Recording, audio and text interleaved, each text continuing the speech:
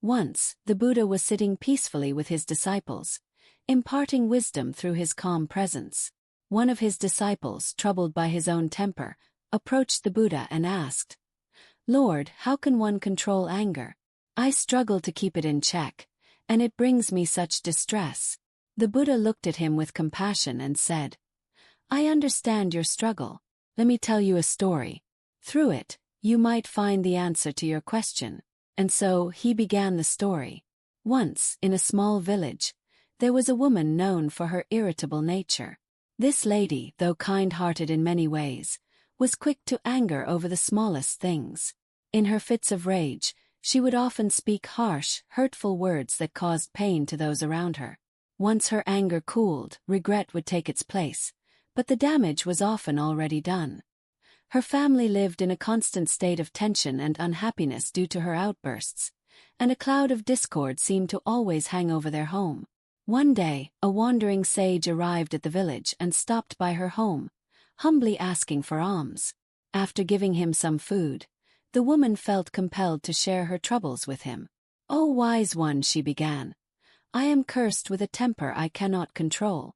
Anger overcomes me quickly, and I say things that I later regret. I have tried to change, but I feel powerless against it. Can you help me find a way to master my anger?" The sage listened intently, and after a moment's thought, he reached into his bag and produced a small vial. "Take this medicine," he said, handing her the bottle. "Whenever you feel anger rising within you, put 4 drops of this medicine on your tongue. Hold it in your mouth and do not swallow it for 10 minutes. Remember, you must not open your mouth, or else the medicine will lose its effect." The woman was grateful and promised to follow his instructions carefully. From that day forward, every time she felt herself growing angry, she would put 4 drops of the medicine on her tongue and stay silent, holding the liquid in her mouth just as the sage had advised. In those 10 minutes of silence, her anger would gradually subside. Within a week, she noticed a profound change within herself. She no longer spoke hurtful words, and her temper began to ease. Her family, too, noticed the difference. The household was now a place of peace and warmth. 7 days later, the sage returned to her door. The woman greeted him with deep gratitude, saying, "O wise one, your medicine is miraculous.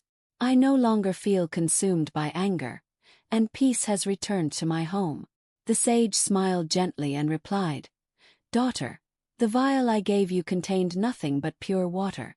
There was no medicine within it. What brought peace to your heart was not the liquid but the practice of silence.